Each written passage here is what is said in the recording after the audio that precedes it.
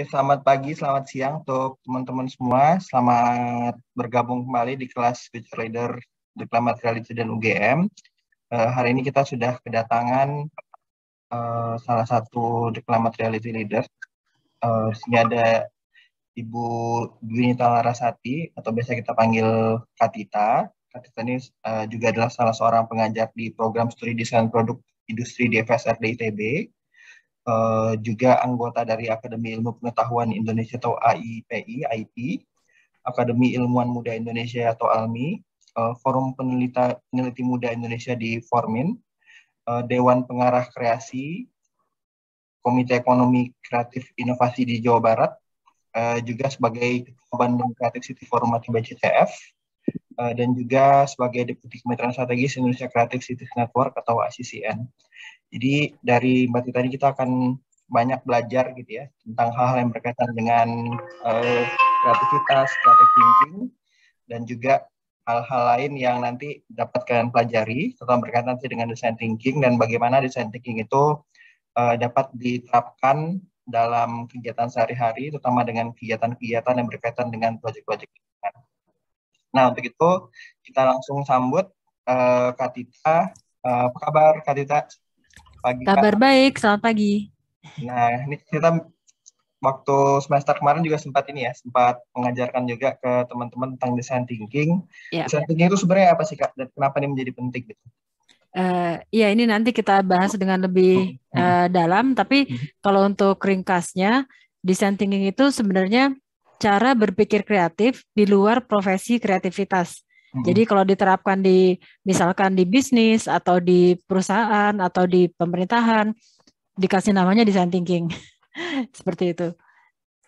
Jadi ini sebenarnya bedanya juga dengan cara berpikir kreatif sebelumnya adalah design thinking ini lebih mengutamakan human-centered strategy dan juga empati.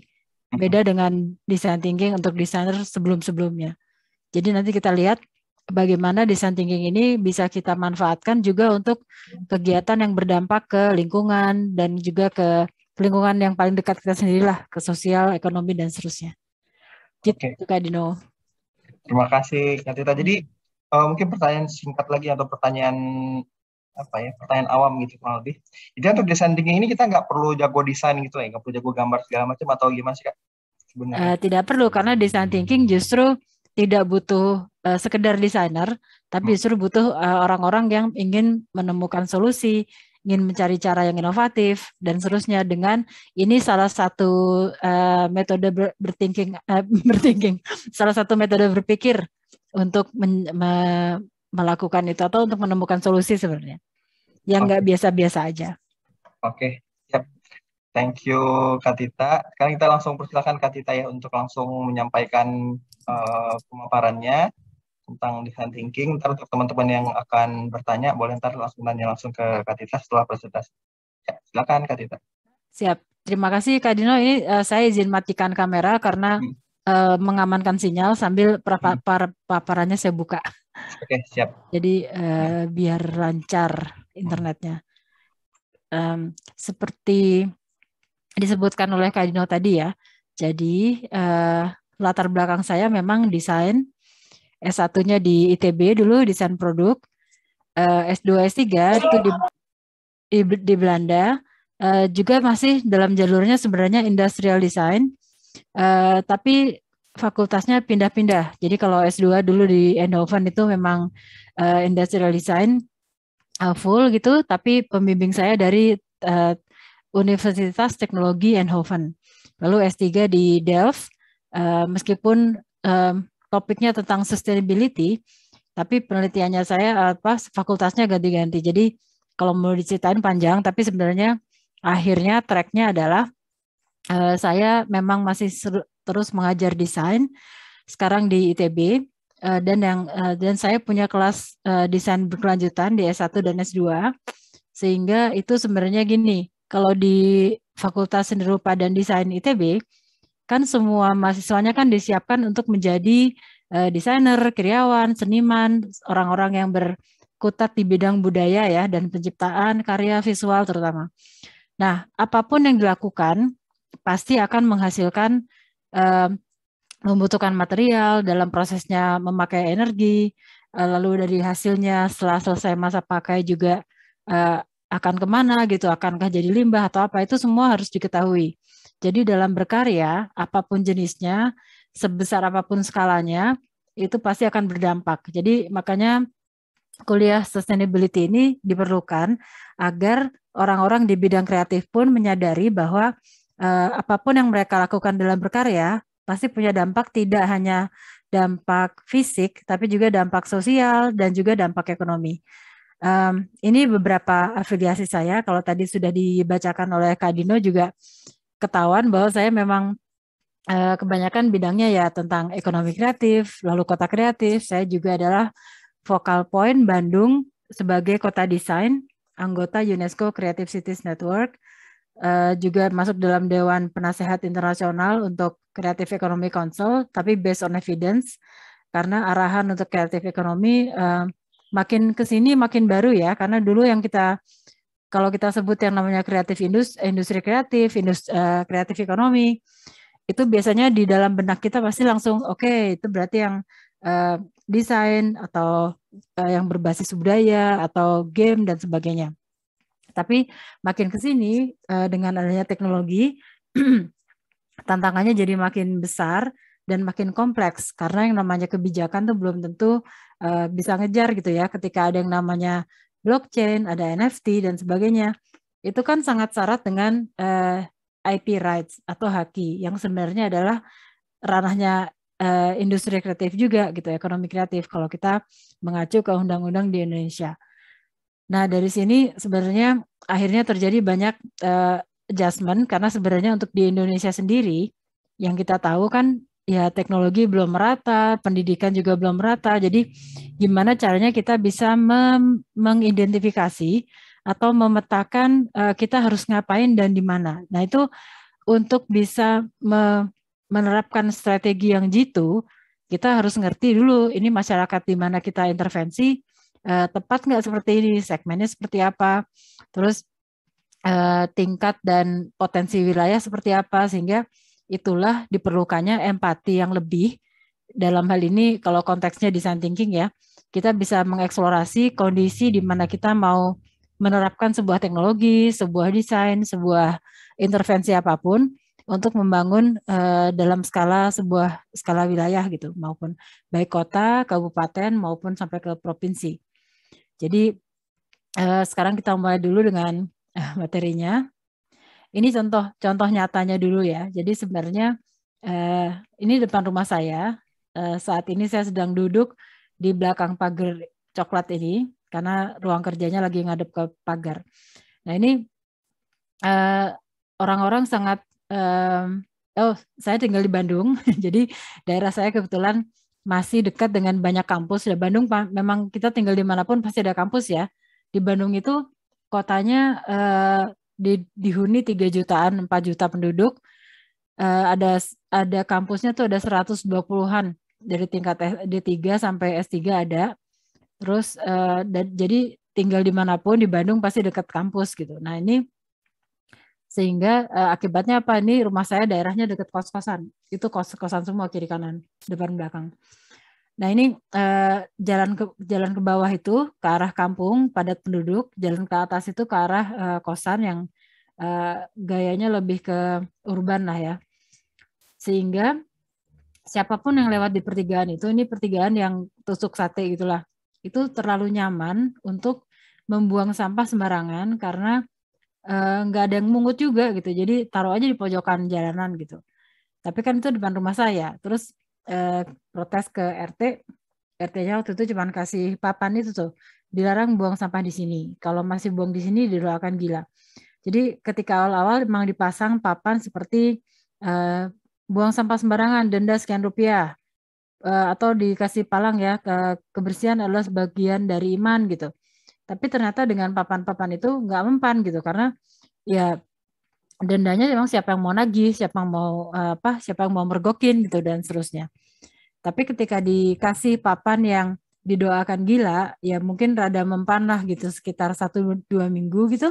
Setelah itu buang sampah lagi sembarangan. Terus tetap aja buang sampah, ini yang pasang papan ini bukan saya, tapi sebenarnya ya anak-anak muda di sekitar sinilah sama timnya Pak RT gitu ya. Mereka akhirnya mulai kasar pasang papannya. Terus setiap saat itu ketika kita pakai papan yang sifatnya seperti ini, jadi mengusik persepsi, biasanya itu orang-orang langsung sungkan, tapi sungkannya cuma sebentar. Habis itu ketika ada satu yang mulai buang lagi di sana, akhirnya semuanya ikut buang sampah karung itu. Terus mengganggu. Akhirnya papannya makin galak, tapi tetap aja pada buang sampahnya seperti itu kan mengganggu sekali. Pernah di Bandung ada aplikasi, mungkin sekarang atau masih ada yang pakai apa enggak, namanya Lapor. Lapor ini ada di tingkat nasional dan waktu itu di Kota Bandung juga diterapkan. Jadi saya coba pakai apps Lapor ini. Saya bikin dokumentasi, kasih keterangan yang lengkap, kronologinya juga, terus dikirim ke Pemkot. Lalu biasanya Pemkot mendistribusikan itu ke dinas terkait atau wilayah terkait. Jadi langsung ketika laporan saya diterima, mereka kirimkan petugas untuk ngecek, termasuk ngecek ke kecamatan, lalu sampai ke RT-nya juga. Jadi suatu hari saya pulang dari kampus, saya kan naik angkot, jadi ke sini tuh jalan kaki pulang, lihat banyak orang bersih-bersih, termasuk Pak RT. Pak RT-nya malah ke saya bilang, lain kali kalau ada masalah nggak usah ngadu ke wali kota lah katanya, langsung aja ke kita. Jadi bagi mereka ada sistem penanganan yang sebenarnya sudah terstruktur, tapi itu kan memang sangat birokratis sekali dan sangat sistematikanya benar gitu ya. Sebenarnya secara SOP itu sudah benar, tapi karena secara sosial kita belum bisa atau belum terbiasa menerima cara-cara itu, makanya dipersepsikannya beda lagi. Jadi akhirnya ya masalah lagi ketika tetap aja orangnya begini, akhirnya cara begini juga ternyata tidak mempan gitu. Sampai akhirnya ini sangat, pokoknya udah sampai marah banget. Bahkan waktu itu anak-anak saya masih kecil, setiap pagi jalan kan ke sekolah, juga angkot juga harus ngelihat tulisan kayak gini, mereka jadi pokoknya lingkungannya jadi nggak enak, sempat nggak enak. Nah terus berarti bagaimana kita harus punya solusi yang tidak secara birokratis saja, tidak hanya teknokratis gitu ya, tapi bagaimana bisa secara sosial akhirnya ya bikin warga sadar aja, tapi tanpa mereka harus dikasih punishment atau seperti apa. Nah pertanyaan seperti ini biasanya adalah menjadi pertanyaan design thinking tadi, karena sebenarnya banyak masalah di kota yang bisa kita temui yang sebenarnya ya kalau dikasih solusi yang sangat konvensional, yang nggak usah pakai design thinking, itu biasanya nggak mempan. Seperti misalkan ini dekat ITB nih, kan ada kampung yang daerahnya kebun binatang, Taman Sari, terus ada Sungai Cikapundung ya. Itu juga permukiman padat. Lalu ini pernah lihat ibu-ibu buang sampah dari atas. Terus ya kitanya kan kaget, terus Bu, kenapa buang sampah ke sini? Apakah karena nggak ada TPS atau apa? Oh ada kok, dia bilang. Kenapa males ke sana? Iya katanya, jadi kayak terlalu banyak repot gitu. Terus kita bilang loh kan udah ada iuran dan sebagainya, dan kan Ibu tahu kan kalau misalkan buang sampah di sungai, nanti sungainya mampet, terus nanti banjir gitu. Terus iya tahu, kenapa masih buang ke sana? Ya kan yang kena banjir bukan saya. Jadi masih ada mindset seperti yang not in my backyard itu ya, NIMBY itu ya, yang masih dilakukan orang, sehingga ini antara nggak peduli atau antara egonya tinggi dan sebagainya. Jadi bukan karena mereka bodoh atau karena mereka tidak tahu, tapi memang tidak peduli dan empatinya kurang gitu. Nah pertanyaan seperti ini banyak yang sebenarnya akhirnya kenapa saya aktif di organisasi komunitas, karena sebenarnya dengan cara-cara lain kita bisa mendekati atau mempengaruhi warga supaya berperilaku lebih baik dengan design thinking tadi. Jadi tanpa mereka sadar bahwa mereka sedang diajarin gitu, tapi dengan kegiatan yang menyenangkan mereka bisa mengubah pola hidupnya. Kalau kita bicara design thinking, ini tadi sempat saya sebut ya, apa bedanya dengan creative thinking? Kalau biasanya saya juga dulu dengar istilah design thinking juga belakangan ya, baru tahun 2012 gitu, ketika saya sudah beres S3 ya, pulang lagi ke Bandung, terus ada pembicara dari Jerman yang ngomong tentang design thinking karena dia adalah direktur sekolah design thinking di Potsdam, termasuk yang pertama di dunia. Terus saya bilang, saya kan heran gitu, kenapa kamu bilangnya design thinking? Soalnya saya kan kuliahnya kuliah desain. Dari dulu sampai sekarang kuliah itu pasti ya saya mikirin desain gitu, apa bedanya? Nah, barusan akhirnya dia bilang bahwa design thinking adalah istilah yang digunakan di luar dunia kreativitas sendiri. Jadi bukan jadi di luar profesi yang memang membutuhkan pemikiran-pemikiran kreatif. Karena untuk sebagai desainer, setiap kali kita punya brief tugas gitu atau project gitu ya, kan pasti kita melakukan proses thinking, creative thinking, termasuk perancangan itu sendiri. Tapi ketika dia diterapkan di bidang selain profesi kreatif, yaitu seperti tadi saya bilang ya untuk bisnis lah, untuk pemerintahan dan sebagainya, ini perlu diterapkan supaya terjadi solusi atau terjadi pemikiran yang agak beda dari yang lain, yang tidak konvensional, sehingga mungkin itulah yang bisa memecahkan masalah yang selama ini sama-sama aja gitu. Human centered design karena dia mengandalkan empati, dan empati itu selalu biasanya kalau dalam suatu kasus dia kontekstual. Jadi bukannya ada satu solusi yang bisa diterapkan oleh semuanya, tapi mungkin solusi ini berlaku untuk lingkup wilayah tertentu atau berlaku untuk lingkup waktu tertentu. Jadi konteksnya harus selalu diperhatikan. Makanya dibilangnya di sini human centered. Selalu lihat manusianya, kebutuhannya gimana. Terus ada fun teori ini karena biasanya solusinya harus menyenangkan, harus inovatif dan juga menyenangkan buat semua orang. T-shape people tentang bahwa manusia itu punya kompetensinya secara profesional, tapi secara kehidupan sehari-hari dia pun bisa punya koneksi ke orang lain dengan cara yang lebih menyenangkan. Lalu viability secara teknologi dan bisnis, ini sebenarnya karena apapun hasilnya yang dihasilkan oleh proses design thinking ini, solusinya biasanya harus dicek lagi, dia bisa diterapkan nggak melalui 3 faktor, desirability, viability, dan feasibility. Kalau desirability itu bahwa solusinya harus bisa diterima oleh semua orang atau oleh semua stakeholders. Kalau feasibility adalah solusi itu jelas secara realistis harus bisa diwujudkan. Dan viability adalah solusi yang dihasilkan harus secara bisnis hitungannya masuk gitu atau bisa berkelanjutan secara ekonomi. Dan itu 3 hal itu biasanya dipakai untuk menguji apakah solusinya bisa diterapkan dengan sustainable atau enggak.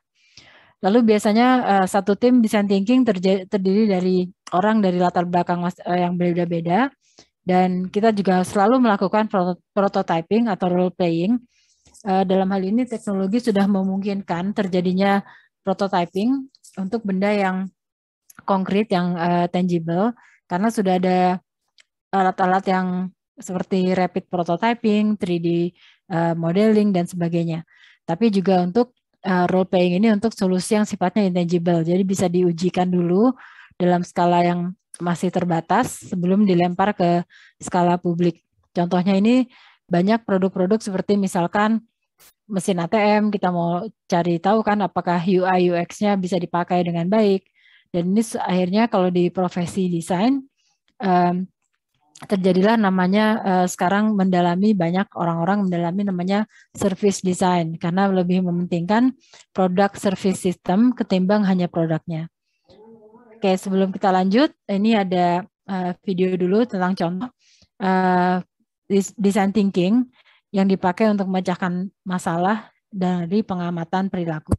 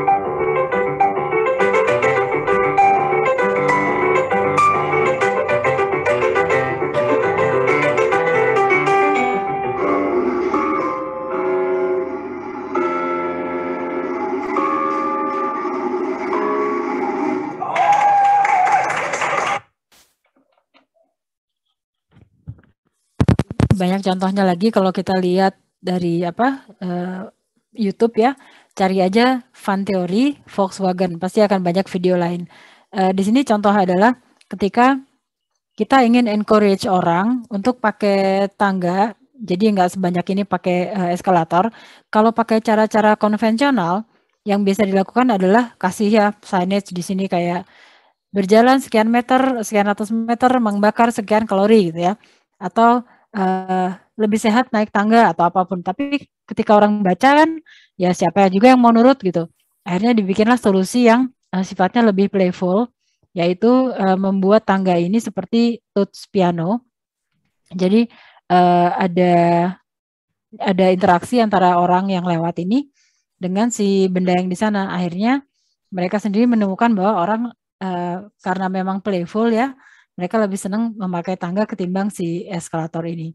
Dan dari sekian banyak, ini kan yang tadi saya bilang tadi, desirability, visibility, dan viability. Desirable karena semua orang jelas pakai dan senang memakainya. Visibility adalah karena dia bisa diproduksi, bisa dibuat, dan beneran jadi gitu ya.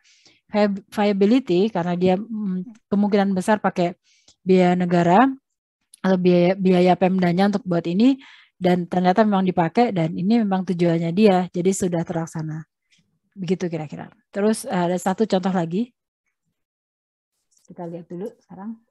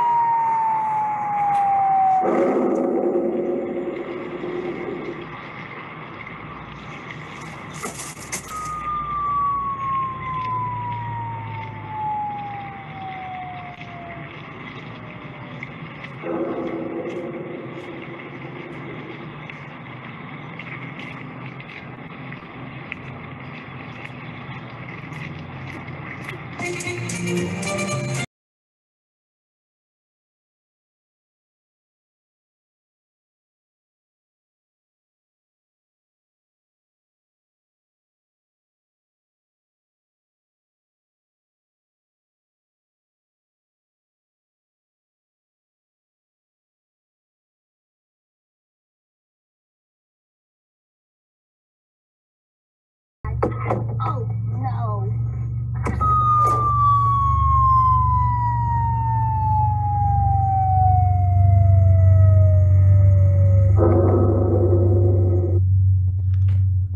Ini lebih jelas lagi karena masalahnya di sini adalah di taman sudah dikasih tempat sampah, tapi ternyata kalau orang buangnya luput ya nggak diambil lagi. Jadi di sekitar tempat sampah banyak yang tercecer. Jadi gimana caranya kita bikin supaya orang-orang itu beneran masukin sampahnya ke dalam tempat sampah di taman ini. Ada mereka pasang device yang pakai sensor gerak, sehingga kalau ada benda masuk itu ngasih suara tadi seperti jauh, jatuhnya jauh banget, piu gitu ya. Makanya di tempat sampahnya dikasih tulisan tempat sampah terdalam di dunia. Lalu ketika orang buang sampah kedengeran itu, bahkan sampai bukan sampahnya sendiri pun mereka akhirnya buangin gitu supaya bisa dengar suara jatuhnya itu. Jadi ketika itu dilakukan, akhirnya mereka berhasil mengumpulkan sampah lebih dari yang tempat sampah biasa. Nah, ini adalah juga contoh fan teori yang langsung efeknya bisa kita lihat dan ternyata bisa dibuktikan juga. Jadi semacam itulah, tapi bagaimana sampai ke pemikiran solusinya adalah kasih sensor gitu. Atau bagaimana sampai ke solusi ketika ya udah tangganya dijadiin piano dan seterusnya. Nah, sekarang kita lihat prosesnya nih. Kalau kita bicara design thinking dan kita mau menerapkan strategi ini, kita nggak akan jauh-jauh dari 5 tahapan ini. Yang pertama observe and understand, yang kedua reframe, ketiga ideate, keempat prototype, dan kelima sharing. Yang pertama ini adalah pengamatan, atau kita biasanya kalau di proses riset seperti biasa kan kita observasi dulu ya, atau kumpulin data. Nah, selama kita melakukan ini, kita bukan hanya mengumpulkan data kuantitatif, tapi juga melakukan data, bukan hanya melakukan data demografi misalkan, tapi juga etnografi. Bukan hanya kuantitatif, tapi juga kualitatif. Di sini bukan hanya tentang kreativitas, tapi lebih kepada empati. Di sini lebih dipentingkan pengamatan terhadap manusianya yang menjadi sasaran segmen kita, perilakunya dia seperti apa, sehari-harinya gimana. Kalau dikasih fasilitas seperti yang kita mau rancang, perilakunya nanti gimana, dan seterusnya. Ini observasi ini dilakukan, lalu setelah itu sampai tahap kedua, reframe atau redefine.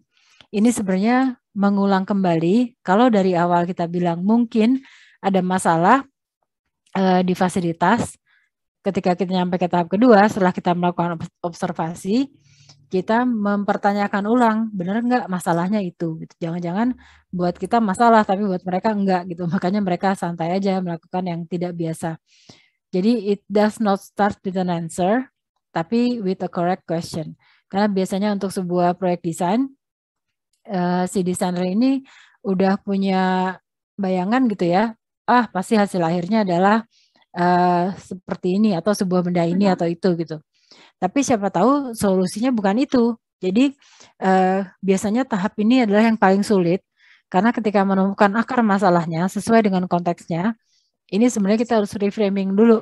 Jadi sebenarnya masalahnya apa? Jadi di sini si tim desainnya pun atau si tim yang mencari solusi ini harus melupakan egonya dulu, tapi benar-benar melihat secara hasil observasi sebenarnya apa yang sedang terjadi gitu.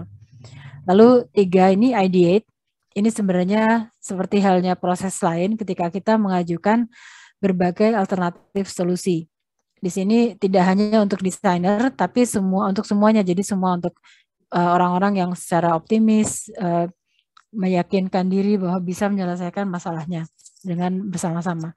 Di sini ini tahap ini berisi dengan biasa ya, ada karena dengan alternatif yang banyak itu, terus ada brainstorming, terus ada proses yang dimana kita harus menjadi kritis, percobaan-percobaan dan seterusnya. Sampai akhirnya kita menemukan satu solusi yang kita ujikan dalam prototype. Jadi prototype ini sebenarnya untuk ngecek dulu apakah benar solusi yang kita ajukan ini misalkan dimensinya pas atau interaksinya pas dan seterusnya. Lalu terakhir sebelum dilempar ke publik yang lebih besar atau ditempatkan di tempat dia semestinya berada, di taman atau di ruang-ruang lain, kita tidak sebagai timnya ya, kita tidak insist atau enggak ngotot bahwa pokoknya hasilnya ini adalah sudah keren banget, sudah sempurna dan enggak ada yang salah. Karena sebenarnya justru ketika kita kembalikan ke masyarakat, apakah benar solusinya seperti ini dan tanggapannya gimana. Jadi harus selalu fleksibel. Biasanya pertanyaannya adalah dari 5 ini, apakah benar harus mulai dari selalu yang nomor 1? Sebenarnya tidak juga, karena kita bisa mulai dari yang mungkin kita justru melakukan iterasi, karena design thinking ini adalah selalu masalahnya iterasi ya. Harus balik mikir lagi, kalau misalkan prototipenya kurang tepat, berarti mungkin kita harus balik tidak sejauh ke observe, tapi mungkin balik ke ideate. Mungkin ada alternatif yang seharusnya kita lebih angkat gitu, atau mungkin yang lebih dominan sebenarnya. Lalu ulang lagi, bikin prototipe lagi, lalu coba lagi diuji, dan seterusnya. Jadi ini adalah proses iterasi, sehingga hasilnya, seperti halnya ilmu desain lain ya, sebuah hasil desain itu bukan berarti salah atau benar, tidak ada yang mutlak, karena mungkin dia bisa benar ketika ditempatkan di lingkup tertentu. Dia bisa salah juga benda yang sama untuk lingkungan yang lain. Ya seperti itu kira-kiranya. Jadi hasil dari desain itu tidak ada yang salah total gitu. Ini seperti waktu kita mahasiswa juga. Dulu waktu angkatan saya misalkan ya, kita seangkatan itu masih mahasiswanya sekitar 80 aja. Sekarang di ITB itu setiap tahun terimanya sekitar 250 mahasiswa. Nah, tapi 80 kepala ini dikasih tugas yang sama.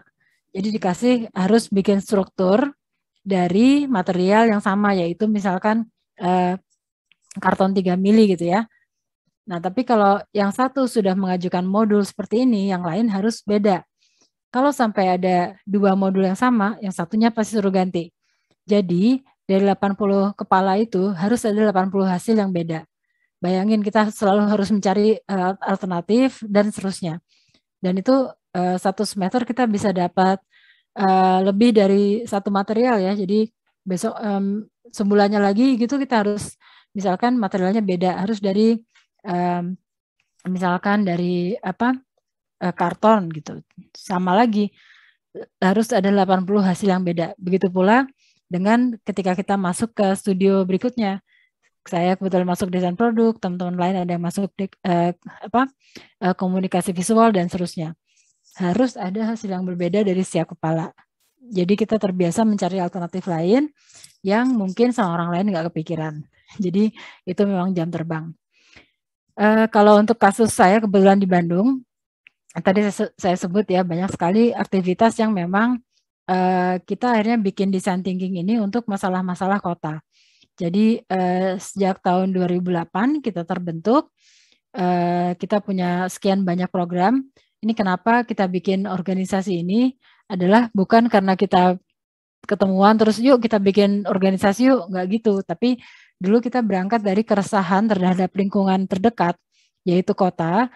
Ketika ada momentum lah ketika kita sering ngumpul gitu terus masa kita gini-gini aja kotanya, soalnya waktu itu di tahun 2008 Bandung itu sangat parah lah gitu, nggak ada ruang publik yang benar. Jadi ada taman kota tapi biasanya gelap, terus dipagerin tinggi-tinggi ya nggak bisa diakses, terus jalanan bolong-bolong, nggak ada trotoar, lalu sampah itu di mana-mana sampai ada korban bencana ketimbun sampah ya tahun 2005 di Lewi Gajah sampai ada yang meninggal. Terus setiap kali hujan dikit banjir dan seterusnya. Jadi kita ngerasa kota ini tidak memenuhi keinginan dan kebutuhan kita sebagai anak-anak muda yang kreatif, dan kita selalu bilang nih kitanya keren-keren tapi kenapa kotanya jelek gini gitu. Akhirnya kita putuskan untuk kita bikin intervensi, kita lakukan sendiri contoh-contoh ruang publik atau fasilitas yang kita pengen seperti ini.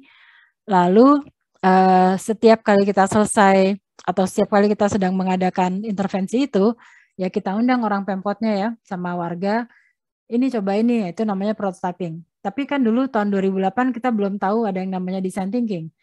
Jadi ketika saya ngobrol dengan si direktur Jerman itu, dan saya ceritakan kegiatan kami, dia langsung bilang, aduh you know what you do, yang kita lakukan adalah sebenarnya itu yang namanya design thinking, karena kita melakukan prototipe ruang kota, lalu diujikan, lalu dibuat kalau memang sesuai dengan kondisi yang ada.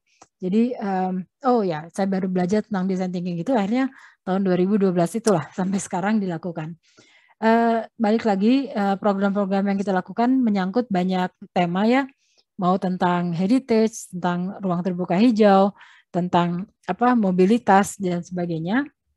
Dan ini selalu kita lakukan dengan meninggalkan jejak yang jadi tidak hanya one off, tapi yang bisa dilanjutkan atau bisa dimodifikasi sesuai dengan konteks yang ada, sesuai perubahan waktu. Karena kita sudah melakukannya berulang kali. Ini ketuanya Bandung Creative City Forum. Tahun ini saya sebenarnya harus sudah sertijab, jadi nanti ada ketua baru lagi.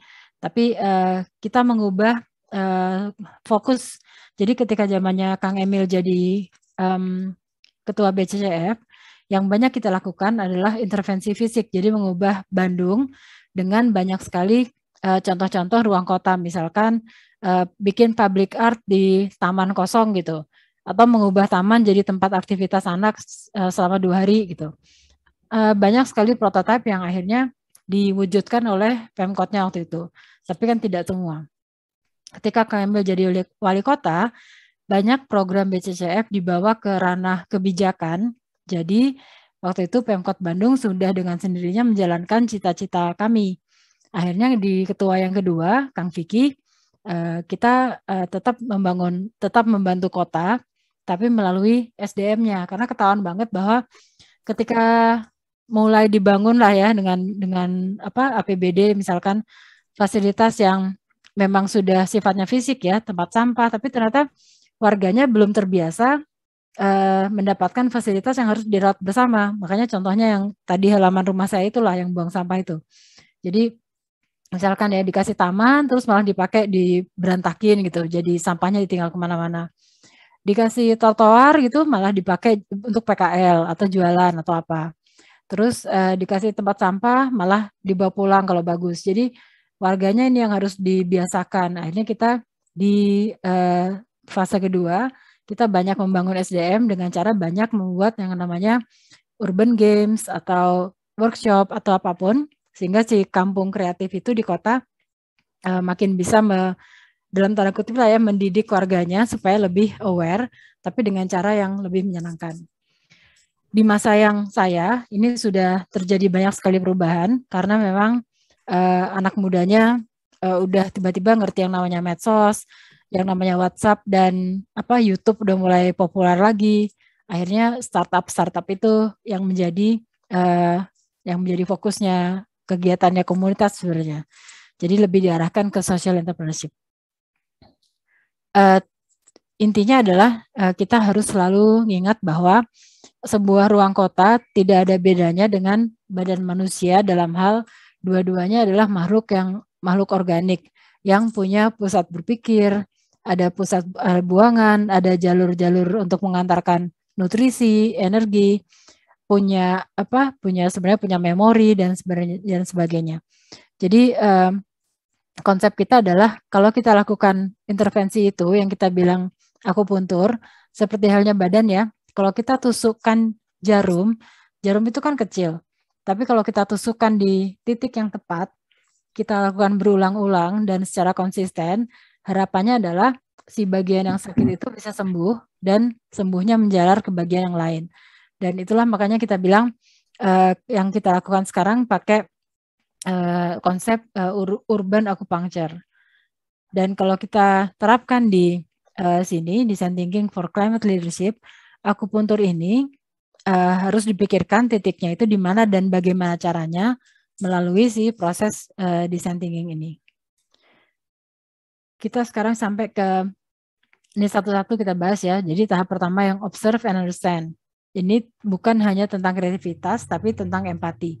Di sini ada 3 kata kunci yang memang harus selalu dilakukan dalam tahap ini, yaitu observe, diamati, engage atau terlibat langsung, dan immerse atau kita membenamkan diri dalam sebuah objek yang memang kita sedang amati. Jadi kalau dulu biasanya cari data itu kan misalkan cukup dapat data angka aja, statistik lah, atau cukup dengan mungkin wawancara aja, ngobrol aja di permukaan gitu. Nah untuk design thinking hal itu belum tentu memadai, karena kalau kita cuma wawancara misalkan, orang biasanya yang ditanyakan ya dia jawab sesuai yang dia ingin kita mendapat image tentang dia itu apa gitu kan. Dia pengen jawab yang kira-kira kita senang dengernya gitu. Jadi itu tidak cukup. Jadi tidak hanya bertanya, kita juga harus menyelami kehidupannya dia misalkan. Saya pernah punya mahasiswa juga yang pernah dia mau meneliti dapurnya kualitas udara di sebuah apartemen. Tapi ini apartemennya rumah susun gitu loh. Jadi dia kalau dia cuma tanya, dia cuma wawancara si ibunya, Bu, anak-anak ibu ada yang punya gangguan pernapasan nggak? Oh enggak, sehat gitu kan. Bu, kalau masak biasanya sampahnya dikemanain? Oh selalu saya pisahin. Nah, pasti jawabannya baik-baik saja. Tapi ketika dia nggak usah nanya-nanya, tapi dia coba tinggal bersama di sana, di rusun yang sama, ketahuan kan sekarang gaya hidupnya seperti apa, tanpa ibunya harus diwawancara. Seperti itulah kira-kira. Jadi solusinya juga bisa lebih tepat. Ini pernah kita lakukan ketika kita bikin design thinking workshop untuk tingkat skala kota ya, tentang urban mobility.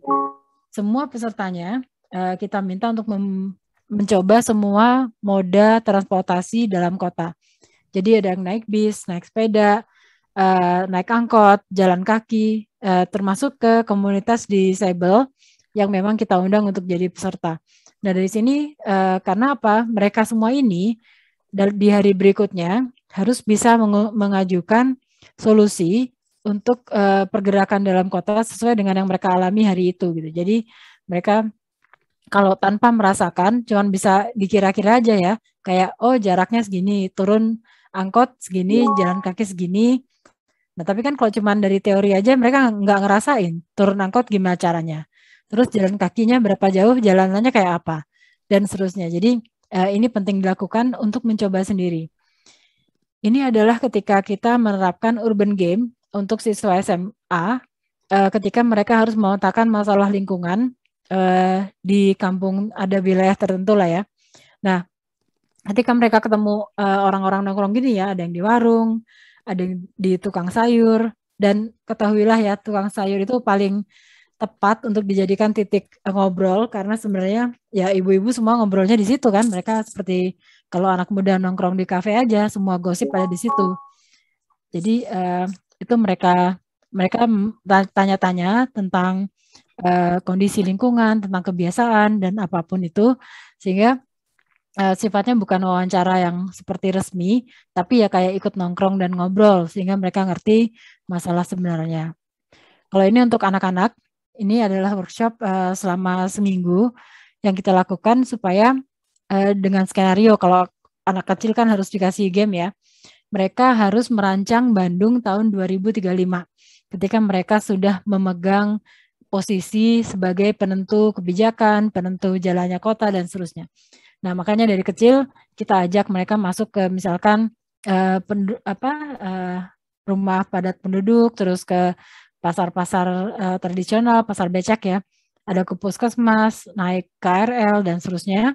Dan mereka juga melakukan proses pengamatan, tentu saja dengan cara mereka sendiri ya, pakai gambar, terus pakai nanya-nanya sembarangan ke ibu-ibu, bapak-bapak ini, tapi sembarangan maksudnya anak kecil kan nanyanya polos-polos aja gitu. Jadi pokoknya mereka dikasih tugas dalam sebuah skenario game. Nah, ini adalah observasi yang memang bisa dilakukan. Selama melakukan tahap ini, dilakukan juga perekaman tadi, pencatatan, dan akhirnya penyusunan data dengan cara yang macam-macam, bisa rekaman suara, bisa gambar, apapun itu. Lalu masuk ke tahap kedua, ketika semua data udah kita kumpulkan, reframe redefine ini tidak mulai dari aku mau buat ini gitu, tapi sebenarnya kita lihat kebutuhannya apa. Jadi yang dilakukan di sini adalah fokus core issue-nya apa, isu utamanya apa. Lalu sintesis ini kita bisa dapat dari data yang kita sudah kumpulkan. Adakah pola di sana? Adakah sesuatu yang tidak diucapkan atau tidak tampak nyata tapi sebenarnya terjadi? Atau adakah peluang-peluang yang bisa kita lakukan untuk membuat pengembangan fasilitas tertentu dan sebagainya. Reframing ini sebenarnya dituangkan dalam sebuah, orang bilangnya kalau riset kan problem statement ya, tapi di sini kita masukkannya dengan kata tanya ini, how might we so and so gitu. Bagaimana kita bisa menentukan sesuatu. Jadi inilah ketika kita benar-benar harus melihat masalahnya bahwa ini dan bukan itu. Ini dilakukan juga dalam bentuk diskusi dalam kelompok, dalam bentuk memetakan ada kata-kata kunci yang memang harus diangkat dan ternyata berulang kali ada, berarti masalahnya itu mungkin, dan seterusnya. Si tahap kedua ini seperti saya bilang tadi, biasanya dia kayaknya paling susah karena dia harus menentukan kalau pertanyaannya salah, jawabannya pasti sudah jauh melenceng gitu. Jadi ini yang harus diperhatikan benar. Tahap ketiga adalah ketika kita melakukan ideasi yang sebenarnya isinya adalah mengajukan alternatif solusi yang bisa kita ajukan untuk menjawab pertanyaan di nomor 2 tadi. Jadi sifatnya adalah inovasi, tidak konvensional. Saya suka bilang ke mahasiswa saya, kalau hasilnya gini ya kayaknya nggak usah pakai design thinking, semua orang tahu gitu. Jadi usahakan pakai hasil yang sama sekali beda atau sebelumnya nggak kepikiran. Lalu eksplorasi, tapi masih dalam lingkup konteks yang memang sudah kita tentukan di awal. Mencari solusinya pun dengan alternatif-alternatif yang sifatnya radikal.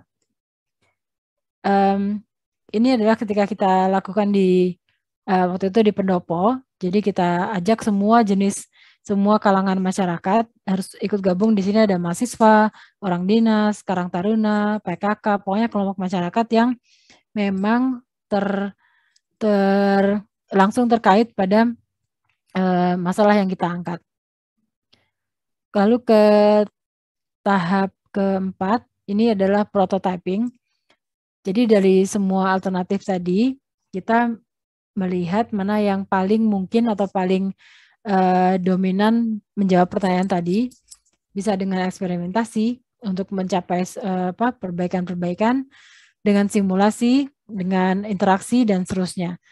Prototype ini sebenarnya membuat bendanya mirip dengan aslinya, atau membuat kalau bukan benda, membuat sistem atau simulasi yang mirip dengan aslinya, supaya si kelompok ini bisa mengalami dulu, bisa ngerasain ya, ini enaknya diginiin, enaknya digituin, atau gimana pun itu, supaya nanti bisa terjadi perbaikan secara cepat gitu, sebelum dilempar ke masyarakat. Prototyping ini bentuknya macam-macam ya, bisa dalam bentuk maket, dalam bentuk sandiwara, pokoknya role playing. Itu yang atas kanan adalah ketika kelompok itu membuat solusi untuk angkot gitu ya, kenapa angkot berhenti sembarangan. Akhirnya mereka kasih sistem di mana ada sistem reward kalau angkotnya berhenti di stopan yang benar misalkan. Jadi itu diperankan. Karena kalau kita cuma ngasih solusinya lewat PowerPoint atau lewat dokumen yang harus dibaca, ya nggak akan cepat ketangkep. Tapi kalau kita lakukan, diperankan, itu akan langsung kerasa, oh berarti kurangnya di sini, yang lebih enak ditambahin di situ, dan sebagainya. Ini adalah si anak-anak tadi, ketika mereka diminta bikin Bandung tahun 2035, mereka bikinnya lewat maket dan lewat role playing yang mereka perankan dalam bentuk kabaret. Jadi mereka mikir sendiri masalah kotanya apa ketika mereka jalan-jalan tuh kan, wah ini becek, atau wah ini desak-desakan panas gitu, atau ini terlalu berantakan. Nah, akhirnya mereka atur sendiri skenario-nya lewat maket ini. Terakhir adalah share, co-design. Ini untuk ketika kita siap melemparkan hasil itu ke masyarakat atau ke publik. Di mana nanti mereka pasti akan punya komentar ya, pasti akan punya pendapat tentang benda yang baru, dalam bentuk bisa iterasi, untuk di-refine lagi, insights, lalu untuk bisa dites juga. Ini ketika anak-anak ini menampilkan ke pengunjung solusi mereka ceritakan, terus kalau misalkan dikasih pendapat, juga mereka menerima dengan baik sesuai dengan anak-anak. Nah, ini contohnya yang sudah kita lakukan dengan organisasi tadi, BCCF ya. Kita lakukan misalkan yang tahun 2008 di kiri itu kan ada taman kota. Jadi tadinya itu pom bensin, terus dikembalikan ke fungsi sesuai rencananya, sesuai RT/RW-nya, yaitu sebagai ruang terbuka hijau. Tapi ya karena seadanya aja ya, akhirnya dibikin taman yang nggak jelas gitu peruntukannya. Apakah itu nggak ada ini kebetulan tamannya Taman Cikapayang yang di persimpangan antara Jalan Dago dan Jalan Layang Pasopati. Itu kan jalan termasuk salah satu jalan protokolnya Bandung lah yang paling rame gitu. Karena orang dari Jakarta kalau naik mobil, begitu masuk Bandung pasti lihatnya taman ini. Nah waktu itu tamannya cuma seadanya, dan pokoknya serem lah, gelap dan nggak teratur, dan kalau misalkan dibersihkan, tukang sapunya itu akan nemu macam-macam gitu, ada alat kontrasepsi bekas lah, ada jarum suntik lah, jadi meresahkan ya. Lalu dia di tengah kota. Akhirnya kita usul ke Pemkot waktu itu, Pak bikin ini public art. Jadi nanti kalau orang ke sana datangnya untuk aktivitas yang lebih positif. Waktu itu Pemkotnya jelas bilang tidak ada dana atau tidak ada rencana ke sana, dan apapun itu akhirnya ya udah kita bikin aja tuh yang tahun 2008. Kalau lihat di baris yang kedua ada huruf DAGO tuh ya. Kita bikinnya pakai vinil yang dicetak, terus bikin pakai multiplex, didiriin di situ. Tentu saja tidak minta izin ya, tapi kita bikin aja di sana untuk membuktikan bahwa public art itu bisa membawa orang berperilaku lebih positif. Itu memang kena hujan, kena panas, terus ngelotok gitu. Ngeprint lagi, ganti lagi, pakai biaya sendiri. Jadi teman-teman BCCF itu ya patungan lah. Tapi ternyata selama tahun itu terjadi perubahan. Jadi orang ke sana untuk janjian, main futsal, janji ketemuannya di huruf G misalkan. Atau dulu belum zaman selfie ya, tapi kalau mau difoto di huruf D, kalau namanya kebetulan Doni gitu atau Dita gitu, dia pasti langsung untuk pasang di medsosnya. Waktu itu belum ada Instagram ya, baru ada mungkin Facebook gitu. Terus dan lain-lain. Nah, sampai akhirnya tahun 2010, jadi setelah 2 tahun huruf Diago itu berganti, akhirnya pemerintah bisa mengeluarkan APBD untuk bikin public art yang sebenarnya. Akhirnya jadilah tuh yang lempengan metal hurufnya warna merah itu sudah pakai APBD. Jadi dari prototype kalau terbukti memang berhasil dan akhirnya dibuat secara resmi huruf itu. 2011 diperbaiki lagi tamanya juga, dan setelah Kang Emil jadi wali kota 2013, ini sekarang udah beda banget, beda tampaknya. Sekarang udah ada air mancur, amphitheater dan sebagainya. Dan menjadi taman kebanggaan ketika ya gitu orang masuk Badung melihatnya taman itu ya lebih welcoming gitu. Sama halnya ketika kita melakukan intervensi dengan isu lain. Yang tengah ini kita bilangnya river cinema, yang diangkat adalah kasus Sungai Cikapundung di daerah bawah daerah Braga. Itu dulu kan masih sangat nggak kayak sekarang ya. Dulu tuh masih tempat parkiran bis kalau mereka mau ke Museum Asia Afrika, dan juga tempat ngumpulnya loper koran, tempat kita beli majalah bekas dan sebagainya. Jadi masih rada berantakan. Tapi sungainya karena mampet banyak yang buang sampah, kita pengen bawa pesan bahwa itu bisa banjir. Jadi kita bikin 2012 River Cinema, kita bikin inflatable screen, itu yang di tengah, dan di sana kita bisa nonton film buatan teman-teman sendiri, film-film indie ya dari teman-teman LFM ITB. Dan waktu itu kita bikin festival, sehingga di situ ada juga bazar makanan, live music dan sebagainya. Tapi kita bikinnya sengaja bulan Desember, banyak hujan. Jadi waktu kita nonton, senang-senang nongkrong, tiba-tiba kalau gerimisnya kan rada rata tuh, terus sungainya meluap. Kita berdiri dulu, terus nyapu-nyapu airnya dulu, terus duduk lagi dan sebagainya. Pesannya adalah kalau saja sungainya tidak meluap-luap, kita bisa nonton dengan tenang, bisa festival dengan asik gitu ya. Jadi memang kita lakukan untuk menyadarkannya harus melewati experience. Yang kanan ini kita bikin skenario punya bike sharing. Kita dulu bilang ke Pemkot, pengen dong punya bike sharing. Pemkotnya seperti biasa bilang nggak ada budget, nggak ada rencana ke sana, nggak masuk APBD dan sebagainya. Akhirnya kita bikin aja sendiri dengan cerita yang panjang lagi. Sebenarnya ceritanya panjang, cuman pada akhirnya kita punya 400 sepeda. Kita bikin 12 shelter seperti itu yang kita lihat di kanan bawah. Bike sharing skala kota, tapi dijalankan oleh komunitas.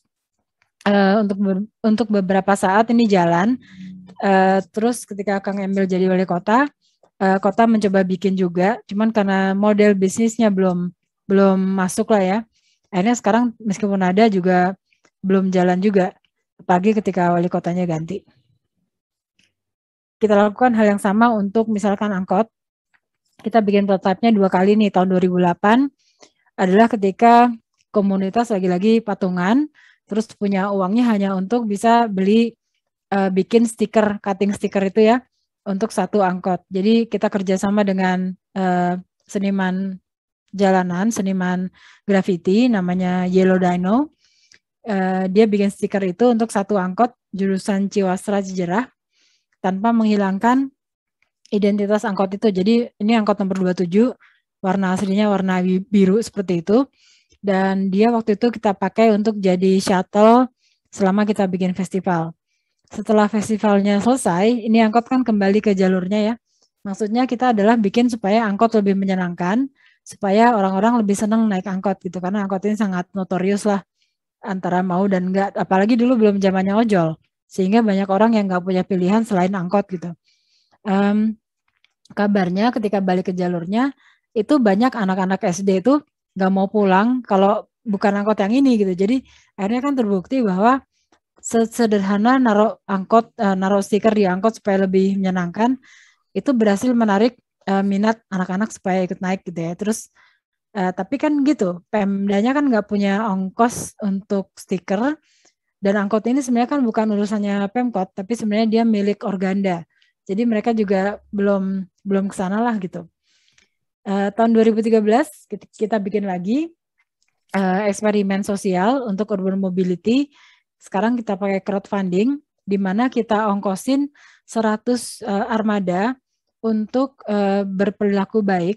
Jadi supirnya janji ya, Pak, nggak boleh ditor. Kalau angkot kan suka gitu tuh. Kalau misalkan mau belok dia belok meskipun dia bukan jalurnya gitu ya, cuman pengen kenceng aja atau pengen ngambil lebih banyak penumpang. Jadi jalurnya harus tertib, terus nggak boleh berhenti kalau bukan halte, nggak boleh ngerokok sambil nyetir, ada tempat sampah, angkotnya harus bersih dan seterusnya. Jadi banyak syarat.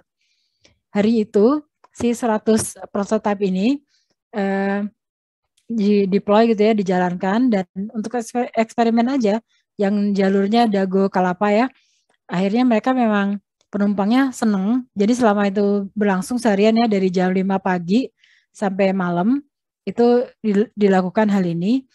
Dan sambil kita survei juga di angkot-angkot itu, siapa yang naik, umurnya berapa, rata-rata statusnya apa gitu ya. Dan itu yang kita dapatkan hari itu data. Jadi data itu bisa jadi masukan untuk baik untuk Pemkot maupun untuk Organda yang menjalankan angkot, bahwa yang butuh angkutan umum adalah ini. Gitu. Jadi ini kita lakukan dengan 2 versi. Ini seru juga karena sebenarnya kita berhasil menyelamatkan Baksil. Baksil itu Babakan Siliwangi, hutan kota yang di sebelah utaranya ITB. Ini dulu wilayah ini dulu hampir mau dibangun restoran dan apartemen gitulah. Dan ini tuh satu wilayah dengan sekarang Sabuga, sasana olahraganya ITB dan seterusnya. Sebenarnya ini lahannya Pemkot, tapi waktu itu Pemkot memberikan hak untuk komersialisasi ke sebuah developer gitu. Nah kita mikirnya dulu kalau developernya mau bikin apartemen, itu ya selesai sudah, kita nggak akan punya lagi ruang terbuka hijau yang lumayan gede di tengah-tengah kota dan seterusnya.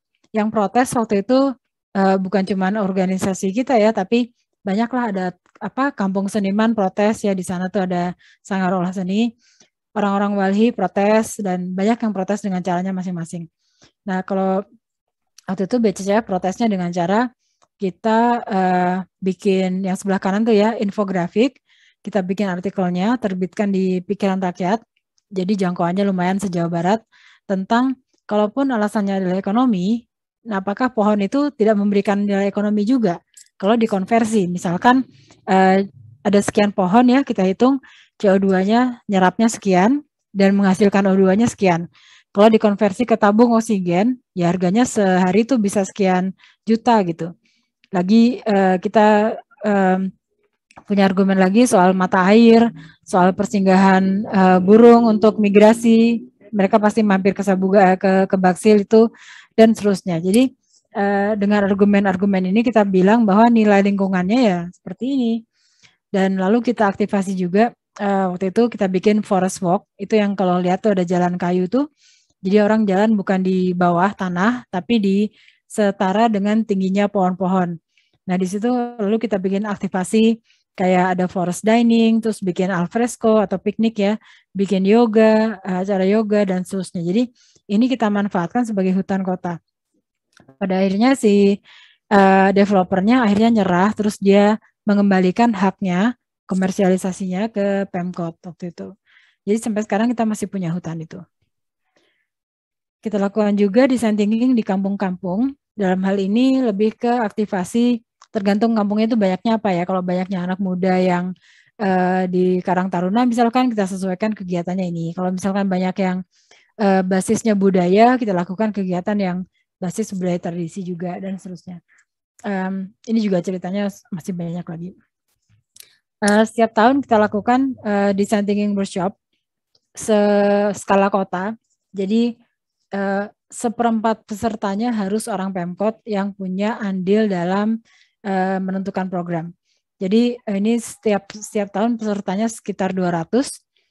Kita lakukan design thinking dan hasilnya adalah usulan-usulan project atau solusi yang ditampilkan, dipaparkan langsung ke depan wali kota. Jadi wali kotanya langsung tahu, langsung milih mana yang paling mungkin diterapkan. Contohnya kalau yang, jadi tahun 2013 kan kita punya temanya urban mobility.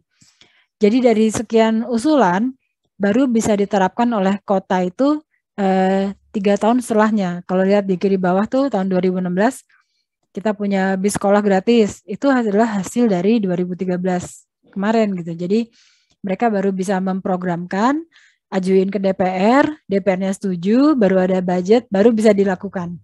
Itu memang selama itulah kota bisa mempraktekkan apa yang kita usulkan.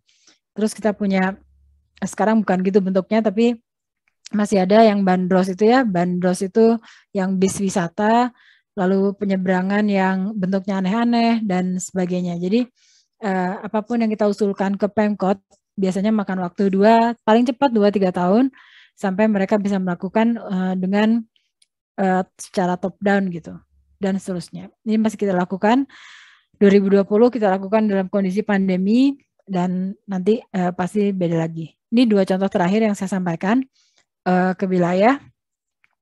Pertama yang airborne ini ya. Untuk airborne ini biasanya sebenarnya kita di Kampung Linggawastu ini sudah kerja dengan mereka sejak 2013. Ketika kita lihat ini ada ibu-ibu bank sampah, tapi mereka selama ini belum dapat apa-apa dari hasil bank sampahnya. Lingkungannya bersih, berhasil ya, tapi mereka selama ini hanya bisa menjual ke pemulung. Jadi memilah terus udah gitu jual aja. Padahal mereka pengen punya penghasilan yang lebih. Jadi mereka pernah coba bikin pakai pilihan kertas, koran, dan majalah bekas. Itu bikin jadi perahu-perahuan tuh yang dipegang di sebelah kiri atas ya. Tapi itu kan nggak bisa kejual dengan cepat gitu. Jadi mereka coba jual ke misalkan kebun binatang yang memang dekat ITB ya. Tapi belum dapat imbalan ekonomi yang setara lah. Akhirnya saya karena desain produk, ada teman juga yang kebetulan bisa kirim mahasiswanya karena memang tugasnya mahasiswa adalah untuk semester itu memanfaatkan barang yang sudah limbah untuk jadi punya nilai komersil. Jadi kita bikin itu yang sekarang dilihat di tengah atas, ada baki, wadah tisu, wadah pulpen, tatakan gelas. Dari teknologi yang tidak terlalu rumit, bisa dibuat oleh orang lokal. Kita buatkan juga kemasan, branding, sama narasinya. Dan sebelah kanannya itu ibu-ibu bank sampah itu kita sambungkan ke Dekranasda yang memang selalu punya event ya. Terus mereka ikut pameran, ikut jualan. Akhirnya malah dijadikan penyuluh gitu. Jadi dipilih untuk jadi ngajarin ke kampung-kampung lain. Jadi mahasiswanya senang udah ya dapat nilai, karyanya dipakai. Ibu-ibunya senang, kampungnya senang karena punya penghasilan lebih gitu. Terus akhirnya Dekranasdanya juga senang karena mereka bukan hanya sebagai off-taker yang ngebeli barang mereka, tapi juga mereka dapat material kan yang bisa untuk disebarkan ke kampung lain.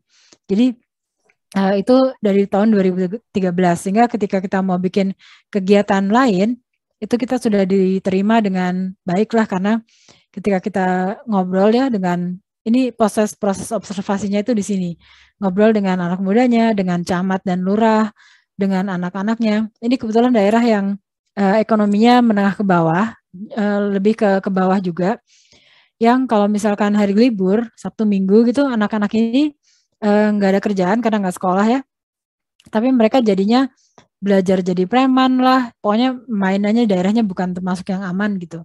Akhirnya kita bikin program permainan dengan biaya dari TJSL, terus kita lakukan program misalkan Arts for Kids, Adventure for Kids, dan sebagainya. Lalu kita bikin juga Urban Games yang sebelah kanan bawah tuh, Sasap. Pokoknya banyak sekali intervensi yang sudah terjadi, sehingga kampung itu sudah terbiasa dengan pemikiran yang rada-rada aneh gitu. Akhirnya ketika kita bergabung dengan UNESCO tahun 2015, kita ingin bikin sebuah landmark yang cukup besar, tapi mural, tapi di atap gitu. Jadi waktu itu pesanannya wali kota, Kang Emil, dia pengen punya udahlah city branding yang besar, seperti Hollywood gitu ya. Tapi kan kita nggak punya bukit seperti itu. Biayanya juga besar pasti kalau pakai huruf-huruf yang 3 dimensi gitu ya. Akhirnya ya udah hurufnya besar tapi di atap rumah. Jadi kalau kita lihat makanya namanya airborne ya. Diharapkan yang disebarkan melalui udara itu adalah semangat-semangat kreativitas dan seterusnya. Jadi kita bikin planningnya, huruf BDG ini adalah city branding kita yang waktu itu ketika dihitung kerjasama dengan komunitas drone dan sebagainya harus dilukis di atap sekitar 150 rumah gitu ya dengan 2 RW. Nah ini tapi kan sebelum itu kita lakukan proyek-proyek seperti River Play, ada Urban Game Sasab, terus ada workshop dan lain-lain sehingga ketika kita punya rencana ini warganya juga bilang udah nggak usah nyewa tukang, kita sendiri aja ngecat. Jadi ini dibahas lagi, ini gamenya. Akhirnya terjadilah ngecat ini tuh selama 3 minggu, tapi prosesnya kan sudah sejak 2013 ya. Di sini ada 2 RW, 150 atap rumah dan warga sendiri yang ngecat. Ini bisa difoto dengan utuh kalau kita berada 40 meter dari permukaan tanah. Jadi ini tentu saja pakai drone. Dan kalau kita lihat di kanan atas tuh fotonya, ini adalah lingkungan di mana itu jembatan Pasopati. Jadi orang keluar masuk Bandung itu lewat situ dan bisa ngelihat sekilas huruf birunya lah. Sekarang mungkin sudah pudar dan nggak bisa lihat utuh, tapi sempat terlihat dengan baik. Terus ini kita pakai sebenarnya untuk ngecek siapa sudah berbuat apa. Jadi dari A, B, C, G, M, waktu itu pentahelix ya, sekarang sudah hexahelix. Perannya ngapain aja dalam tahapan connect, collaborate, dan commerce itu. Contoh terakhir adalah ini Fashion Village Lab. Di Cigondewah ini banyak sekali pabrik tekstil yang kalau kita lihat mereka produksi adalah baju-baju karya fashion yang sebenarnya brandnya multinasional ya. Tapi kalau kita lihat sangat bertentangan dengan yang mereka janjikan di website. Misalkan di website mereka bilang, oh produk kami menjunjung tinggi keberlanjutan, produk kami mempedulikan lingkungan dan seterusnya. Tapi kalau lihat pabriknya, setiap hari nih si karyawan ini buruhnya ya, mereka ngelewatin sampah seperti itu, sampahnya sampah majun, potongan kain, bergunung-gunung di sana. Dan lingkungan hidup mereka tuh ya karena kan bayangin satu pabrik isinya 25 ribuan pekerja gitu, nggak mungkin semuanya dari Bandung aja, pasti banyak yang dari luar kota. Jadi buruh itu kan ngekos atau ngontrak ya. Sementara kondisi kontrakannya itu yang sebelah kanan bawah tuh loh, tidak layak, sangat tidak layak huni. Sementara pabriknya sendiri berpolusi tanah, polusi air terutama. Jadi concernnya adalah gimana caranya supaya ya nggak gini lagi. Awal-awal kita bikin 2014 itu penelitian tentang permukimannya si buruh. Ternyata masalahnya lebih kompleks dari itu. Jadi tahun 2015 nama risetnya adalah Home at Work. Ternyata kurang luas lagi. Akhirnya seterusnya kita bilangnya ini proyeknya Fashion Village Lab. Kenapa lab? Karena ini jadi laboratorium kita untuk menerapkan circular creative economy dalam industri fashion. Nah ini kita petakan semuanya, kita lihat stakeholders-nya siapa aja. Kebetulan si pemilik pabriknya itu tidak terlalu kooperatif, jadi kita harus sampingkan dulu, kita pakai resource yang memang lebih mau bekerja sama. Terus kalau kita lihat pabrik itu ada 3 shift, begitu keluar dari shift-nya, mereka akan terus berusaha juga sendiri ya, mau jadi buka tempat jahit lah, atau ada yang ada memanfaatkan juga untuk bikin distro, untuk bikin ada juga yang usahanya misalkan sebagai ibu kos ya, bikin catering dan sebagainya. Ini adalah sumber daya yang bisa kita manfaatkan di kampung tersebut. Akhirnya karena ada kata-kata lab itu, kita bikin simulasi dan kira-kira kita bisa apa di daerah itu. Akhirnya bikin contoh ketika pewarna tidak harus mencemari sungai misalkan. Kita bikin satu petak di mana ada tanaman untuk mewarnai. Bikin koperasi ibu-ibu untuk melakukan usaha wirausahanya sendiri di luar sebagai buruh pabrik. Bikin ruang terbuka mereka lebih ceria dengan mural dan seterusnya. sempat terhenti karena kemarin ada COVID. Nah, sekarang harus kita akselerasi lagi kalau mau dilanjutkan sampai ke tahap akhir. Balik lagi ke sini, jadi untuk masalah yang kita hadapi, kita harus mencari cara-cara yang memang lebih nakal gitu. Dan kalau kita lihat sebenarnya di masa depan itu kota harus mempunyai kata-kata kunci seperti ini.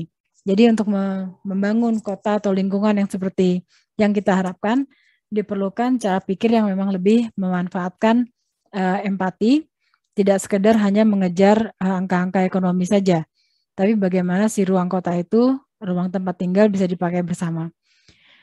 Tahun 2020 kemarin kita Halo. Jadi tahun 2020 kemarin kita bikin rekomendasi kebijakan untuk bagian dari U20 Riyadh dengan judul Inclusive Creative Economy and the Future of Work.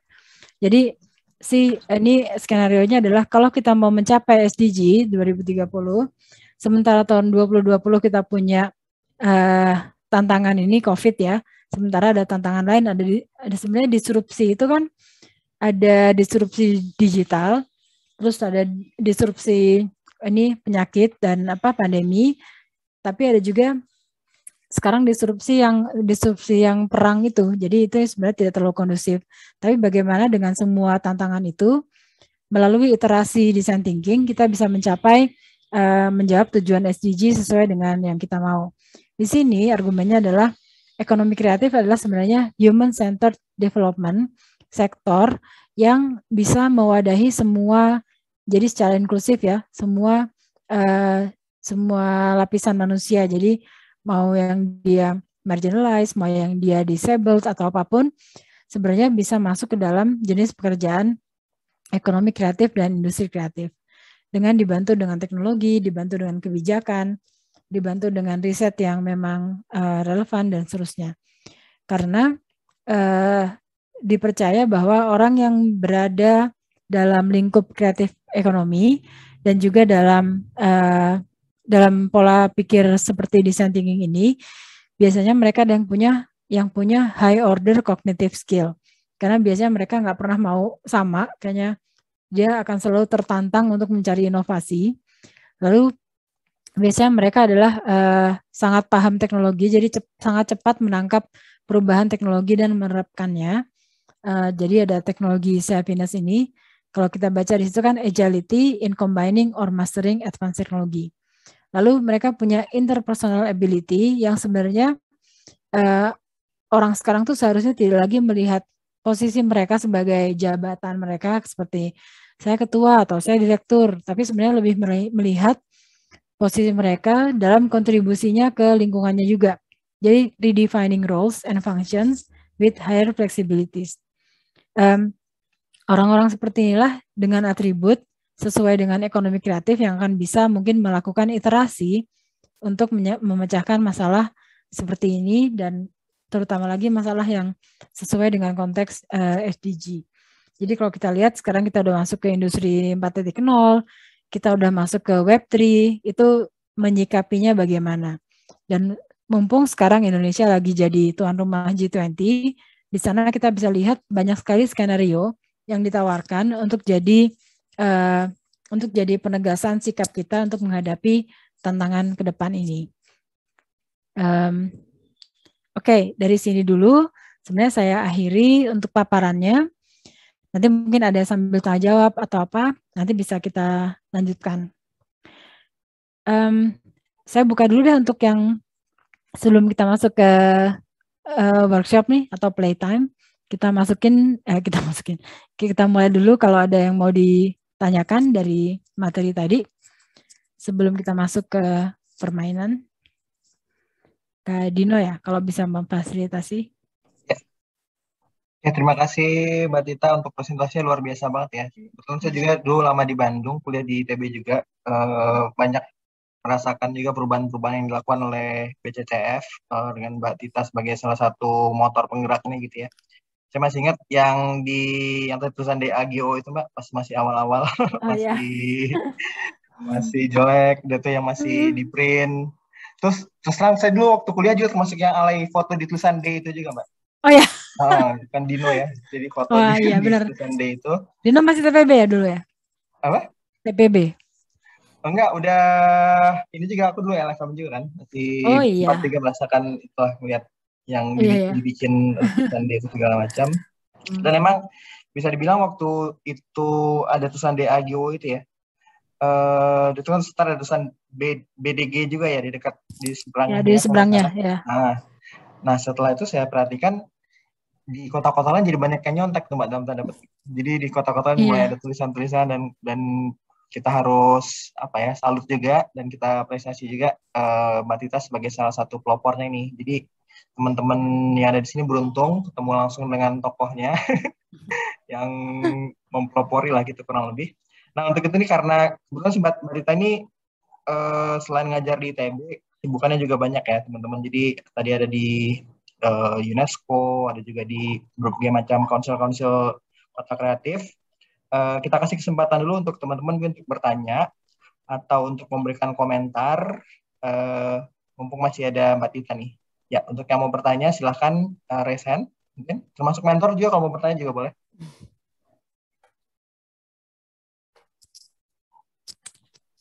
Ada yang nanya dulu mungkin? Boleh kalau dari chat atau dari raise hand langsung. Kalau nggak ada, tadi kita mau ada semacam workshop gitu ya, Bu Tita ya? Iya, kalau nggak ada kita langsung masuk ke permainan tadi. Oke, boleh. Silakan, Bu Tita. Ya saya share screen lagi ya. Ya. Jadi gini, teman-teman, ini kan memang cuman waktunya memang terbatas. Biasanya kalau kita lakukan eksperimen ini, ya adalah seharian gitulah, cuman kan nggak bisa sekarang. Jadi kayak ngicip dulu ya, karena ini pernah saya lakukan juga dalam waktu sebentar, paling cuman nggak sampai setengah jam. Jadi gini, kita tadi awal kan bilang ngerti bahwa tahap awal sebuah design thinking itu adalah observe and understand, dan di sana dilakukan pencatatan terhadap segmen atau persona objek yang kita amati, yang mau kita jadikan segmen. Jadi, andaikan slide berikut ini, setelah ini, adalah hasil dari tahap observasi atau empati, berupa kumpulan dokumentasi gaya hidup keseharian dari persona yang ditetapkan sebagai segmen sasaran utama. Jadi, anggap aja pura-puranya kita tuh sudah melakukan observasi, dan hasilnya adalah foto-foto yang kita kumpulkan dari keseharian orang itu. Lalu melihat dari hasil ini, bagaimana kita menciptakan sebuah kampanye yang tepat untuk persona ini mengenai transisi energi. Jadi karena gini, kampanye kan bentuknya macam-macam ya. Bisa sederhana poster ajakan untuk disebar di medsos, atau bisa untuk berupa misalkan bekerja sama dengan brand. Kalau beli ini nanti sekiannya akan disumbangkan ke sini untuk energi alternatif misalkan. Jadi apapun itu saya percayakan, dan di sini kan kalau nggak salah Kak Dino udah dibagi kelompok ya? Atau nanti atau individu ada aja? kelompok Mbak, 10 kelompok. Ada kelompoknya? Oh 10, oke. Jadi nanti masing-masing kelompok seadanya orangnya silakan dirembuk, nanti lalu disampaikan ke forum ini, kira-kira kampanyenya seperti apa ya kalau personanya seperti ini. Oke, kalau sudah siap, setelah ini akan saya tampilkan slide berikut, dan kita mungkin saya beri waktu 15 menit untuk rembukan, lalu setelah itu kita kembali lagi ke Zoom ini untuk menyampaikan idenya. Oke, jadi ini adalah hasil dokumentasi terhadap orang yang kita jadikan persona, kebiasaan dia sehari-hari ya. Kalau di sini dilihatnya ada bis, ada perjalanan, konotasinya, baca buku, dan seterusnya. Jadi gimana kalau kita mau mengajak orang ini untuk sadar tentang transisi energi ke arah yang lebih sustainable. Kira-kira kampanye seperti apa yang bisa saya sampaikan? Seperti itu dulu, cukup jelas ya. Jadi nanti ingat tidak ada jawaban yang salah, adanya hanya sesuai konteks. Dan kalau sekarang 11.24, mungkin nanti kita bisa silent dulu di sini sambil kerja di belakang layar gitu. Terus kita aktifkan lagi 11 berapa ya, 11.45 untuk menyampaikan usulan-usulan tadi. Seperti dulu cukup jelas kah? Ya, cukup jelas, Mbak. Jadi Sip. untuk teman-teman nanti akan kita bagi dalam 2 breakout room aja karena kan ini cuma 28 orang ya, kita 24 lah saya dengan saya Mbak Tita. Ntar diskusi di room masing-masing. Nah, karena pertanyaan ini mungkin nggak akan muncul di breakout room, nanti tolong di capture screen aja yang ada di sini persona ini. Sebenarnya sih dari foto-foto ini sebenarnya informasi ya, kalian bisa menginterpretasikan foto ini misalnya yang ada gambar anjing mungkin bisa diinterpretasikan dia cinta hewan gitu ya, bukan berarti dia ini adalah sebagai anjing gitu ya, maksudnya seperti itu. Nanti dari foto-foto ini kalian interpretasikan karena ini adalah bisa dibilang gaya hidupnya atau segala macam. Nanti dari gaya hidup yang seperti ini, tadi yang pertanyaannya berkaitan dengan transisi energi, kira-kira bentuk campaign yang cocok itu seperti apa? Oke. Pertanyaannya boleh tolong di-share kembali Bu Tita, biar di-capture sama teman-teman. Ya. Pertanyaan ini ya, ini adalah observasi empati. Bagaimana kita menciptakan sebuah kampanye untuk transisi energi untuk persona berikut. Personanya bisa kita lihat dari foto-foto yang tadi udah di-share juga. Oke, mudah-mudahan paham pertanyaannya ya. Nanti silakan diskusi selama 15 menit. Nanti setelah itu kita akan kembali lagi ke breakout room. Nanti di room silakan dipilih juru bicara gitu ya. Atau nanti yang akan menyampaikan hasil diskusi di kelompok. Mungkin dari masing-masing bisa diceritakan, nanti bisa kayaknya dari situ bisa disatuin gitu ya. Kak Dino gimana? Ya, boleh. Kita punya sekitar 6 menit lagi. Cukup lah kalau misalnya Ya. semuanya share opinion. Ya, Mungkin silakan. dari Siapa yang mau duluan? Tunjuk aja, Kasem. Tadi Said kayaknya mau ya? Iya, boleh. Said.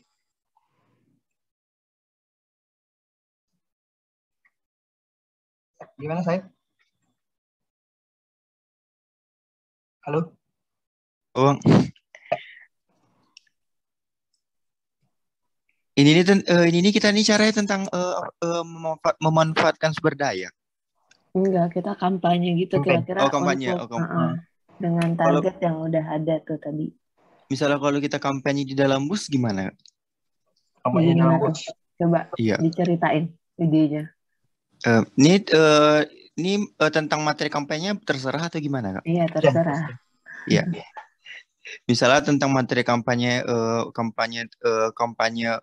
gimana memprioritaskan seseorang di dalam bus gitu. Apa saja yang harus diprioritaskan gitu. Nanti kalau materi kampanye soal transisi energi tadi ya. Transisi energi. Iya. Iya, transisi energi. Ini transisi energi.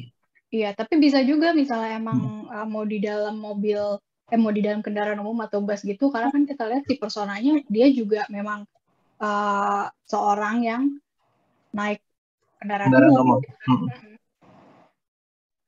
Misalnya kalau kita mengajak orang lain lebih menggunakan itu naik bus daripada naik kendaraan mobil lainnya yang akan mengakibatkan kemacetan gimana? Nah itu isunya tetap transisi energi nggak? Intinya sih kita pengen mengajak orang supaya dia misalnya lebih pakai solar panel gitu ya, atau panel surya dibandingin yang energi apa nih, contohnya batu bara kali ya Kak Dino ya. Aku pikirnya itu gitu. Kak, misalnya kalau gini Kak, orang seperti UGM kan sekarang udah ada bus listrik. Daripada dari bensin kan itu kan lebih ramah lingkungan dari itu listrik. Ya, boleh tuh. Nah itu jadi dikampanyekan seperti itu. Misalnya lebih banyak orang tuh disuruh naik mobil bus listrik gitu. Ya. Apa tadi Said ya? Iya.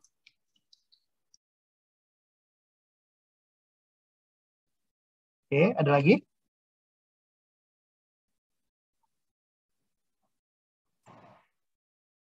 Taskia. Gimana Taskia?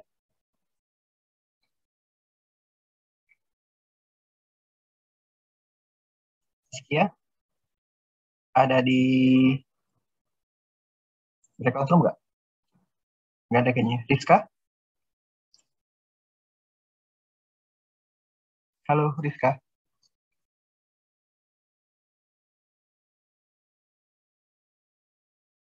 Nanda. Pada diam semua nih Kak. Flavia? Oke, Tigar. Gimana Tigar? Ya, Ya Tigar. Kak, mungkin boleh lihat slide sebelumnya nggak Kak, yang tentang Nih. gambarnya. Oke. Jadi dia pakai transportasi umum, sekolah olahraga, dia teratur, tapi bisa aku interpretasikan dia anak kos kayaknya sini. Dia pakai suka mengkonsumsi makanan organik, suka traveling, suka baca buku, suka ke tempat terbuka umum, ruang terbuka hijau, suka nonton konser musik, dia suka hewan, suka nongkrong di kafe. Ya, Jawab ya gimana Kak. Tiga? Kalau ide saya tuh, kalau yang di bandara kan biasanya penumpang kalau nunggu jam terbangnya itu, biasanya kan dia ngecas HP ya. Mungkin kita bisa mengkampanyekan ngecas HP-nya itu pakai panel surya Kak. Jadi di bandara tersebut disediakan panel surya buat penumpang bisa ngecas HP sambil menunggu jam terbangnya Kak. Terima kasih Kak.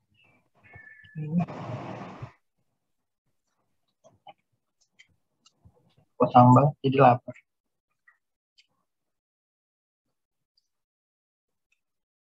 Oke.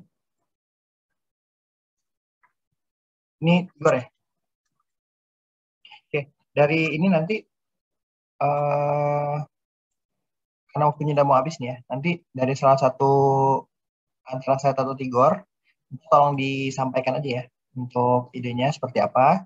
Ntar bentuknya seperti apa segala macam. Sebenarnya sih kalau di dalam campaign itu kan kita harus memperhatikan pertama itu dia pesannya, terus audiensnya yang ditujukan tadi yang persona tadi ya. Terus kalian juga harus bisa memikirkan sebenarnya media yang mau dipakai apa. Terus ini kan bisa dibilang nih offline lah gitu ya. Jadi dia dengan adanya memakai tools ataupun alat-alat tertentu diharapkan si user dia langsung merasakan secara langsung. Tapi meskipun dia udah dipakai alat seperti ini, nanti kita juga harus menampilkan pesan kenapa dia dipasang charger HP ataupun colokan listrik lagi ya, pakai panel surya di bandara ataupun di tempat umum yang lain. Itu harus ada pesan yang disampaikan situ. Oke, ini kurang lebih ntar untuk nyampein Tigor aja kali ya. Oke, Tigor ya. Tigor. Waktu presentasinya Kak? Iya, nanti yang di panel. Tigor ya. Oke, baik Kak. Oke, sip. Sebentar lagi akan balik ke room utama ya.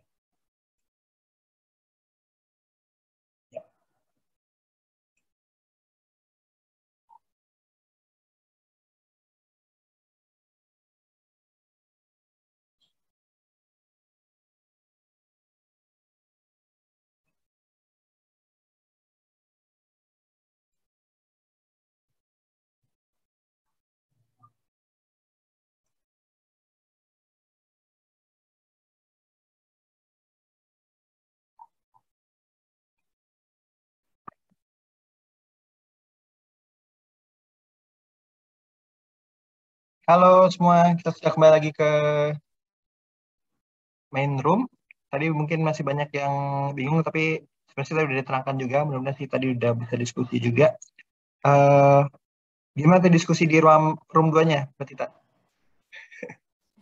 Banyak yang malu ya, malu-malu atau malu takut salah atau gimana. Sebenarnya nekat aja, jadi kayaknya saya seharusnya bilang di awal, yang perlu untuk design thinking adalah nggak boleh terlalu kaku, ya nakal aja gitu mikirnya. Tapi ternyata masih kurang nakal. Masih malu-malu ya kayaknya Mbak Tita ya. Oke, tadi dari room 1 udah ada kepikiran beberapa ide. Kita langsung silakan aja ya Mbak Tita ya. Ya. Ya. Oke, dari room 1 Ya, Tigor, silakan.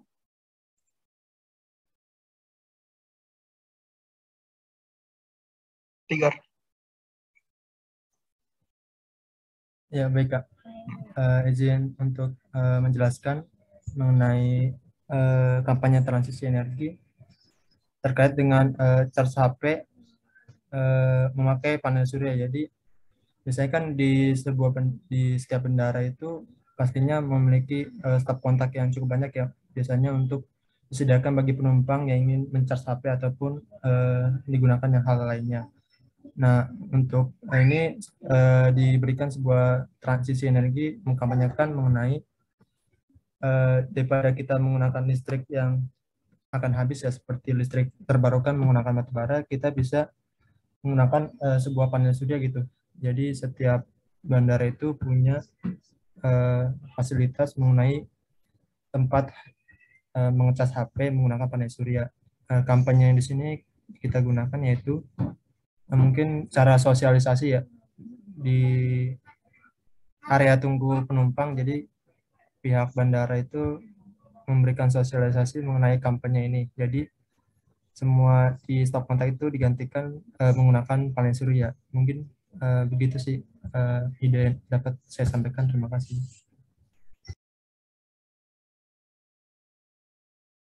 Oke, terima kasih Tigor. Nanti sebelum kita diskusikan gitu ya, atau minta tanggapan dari Mbak Tita, dari kelompok 2, ada yang mau share screen mungkin? Atau ada yang mau cerita?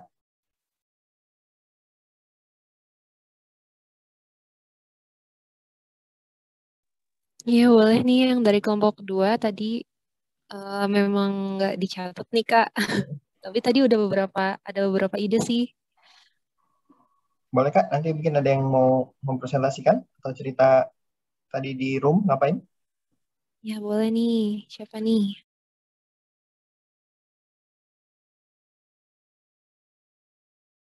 Tunjuk aja Kak Hanifah. Oke Kak, mungkin tadi ada siapa ya? Aisyah mungkin bersedia menyampaikan. Ini nyampein ide sendiri kan ya Kak? Iya boleh. Oke. Kalau ide dari aku tuh target marketnya anak-anak. Caranya tuh dengan bikin kayak kampanye tapi interaktif gitu. Jadi kayak di kayak permainan gitu. Nah di permainan itu nanti dikasih tahu tentang climate change, bahayanya dan kenapa itu harus dicegah. Kalau dari aku gitu Kak. Lewat permainan ya, berarti ya? Iya Kak, benar banget. Oke. Sip.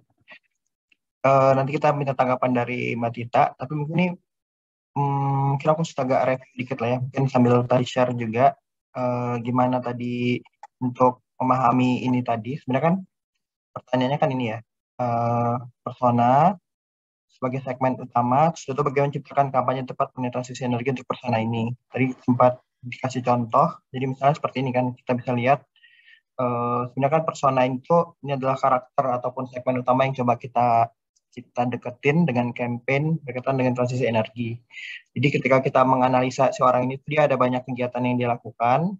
Bisa kita dari sini dia gunakan transportasi umum, dia suka olahraga, dia mengkonsumsi makanan organik, dia juga suka traveling, suka baca buku, suka nonton konser musik sepertinya, dan juga dia anak nongkrong di kafe. Terus dia juga peduli dengan sangat aware dengan penggunaan gadget-gadget.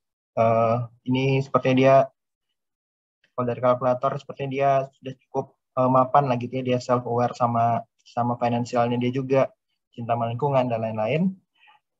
Tadi ide-ide nakalnya itu kurang lebih karena kita bisa mengambil beberapa informasi aja ya, jadi nggak harus semuanya dikaitkan. Bisa aja kita untuk campaign transisi energi, kita bikin konser musik di taman, karena dia juga di taman seperti ini. Terus karena dia juga peduli atau sudah aware dengan gadget, konsernya itu menggunakan energi ramah lingkungan, karena konser-konser selama ini kan biasa pakai diesel atau apa gitu ya, yang suka ada energi fosil sendiri. Tapi untuk konser ini dia hanya bisa dilakukan di siang hari karena dia pakai panel surya. Jadi kalau misalnya terjadi hujan, ya udah nggak jadi konser, pakai angklung ntar mainnya. Contoh aja, contoh liar atau contoh nakal dari exercise di Persona tadi. Makanya tadi kalau dalam apa namanya, dalam design thinking ataupun kita brainstorming tadi, idenya senakal atau seliar apapun gitu. Jadi nggak harus terpaku ke satu ide yang harus konvensional gitu ya. Dan ketika kita melakukan design thinking itu kita nggak boleh judging, kita nggak boleh menjudge, wah ide lu cupu, wah ide kamu apa biasa banget, wah nggak mungkin dilakukan gitu. Nggak gitu, kita harus berpikir terbuka dan siap untuk nerima ide apapun. Kalau begitu sih. Ya, selanjutnya dari Mbak Tita, gimana Mbak tanggapannya Mbak?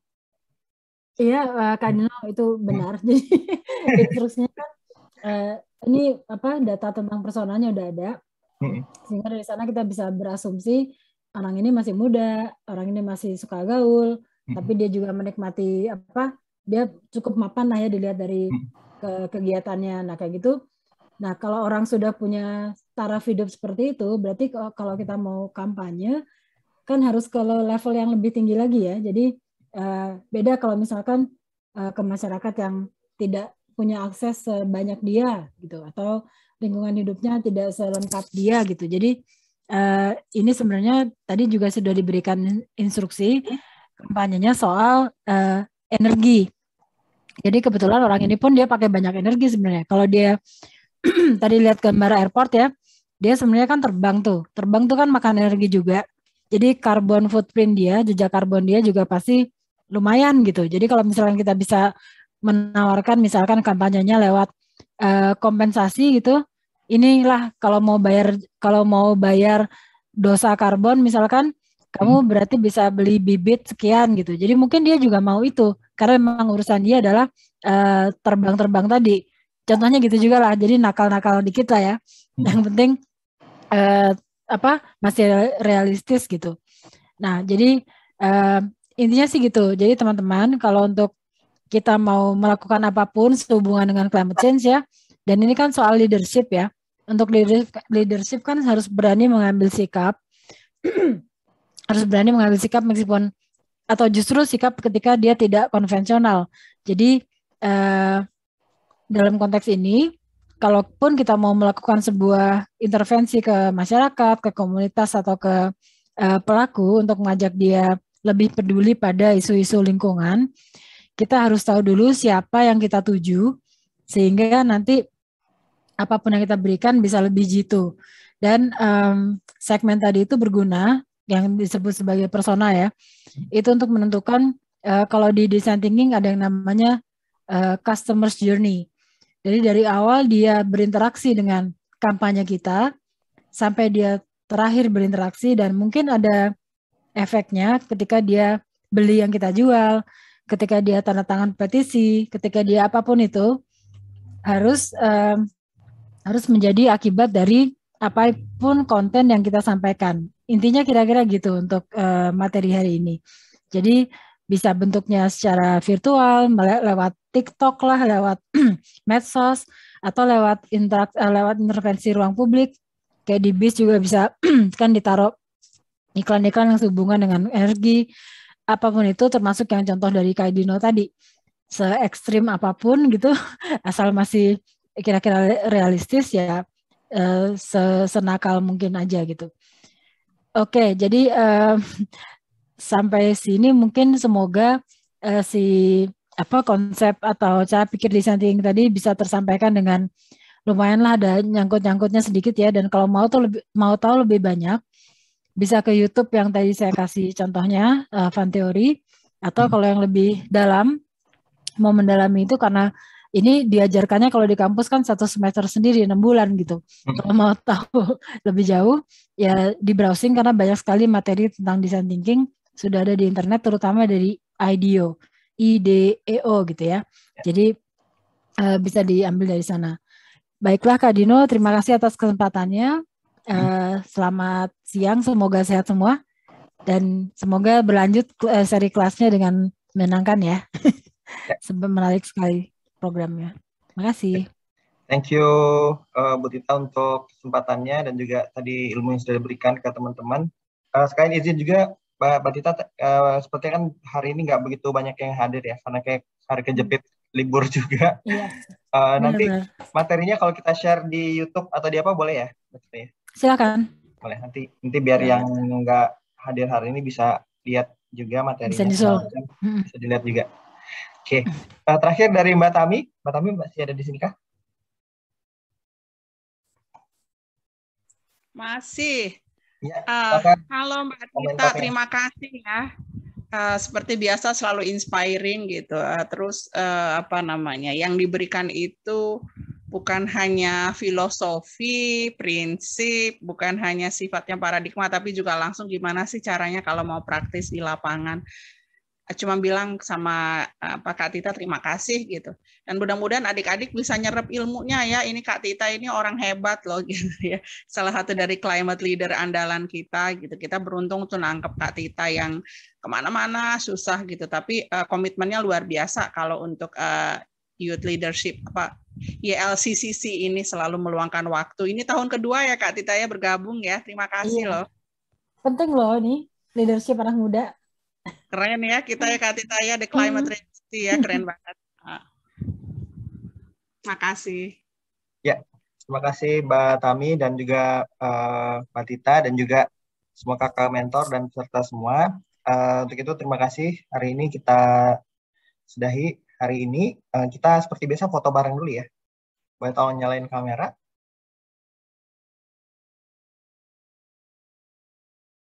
Nanti kirim ya fotonya.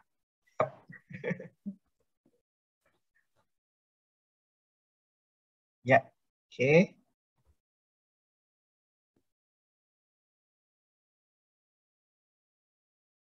Kak Sam?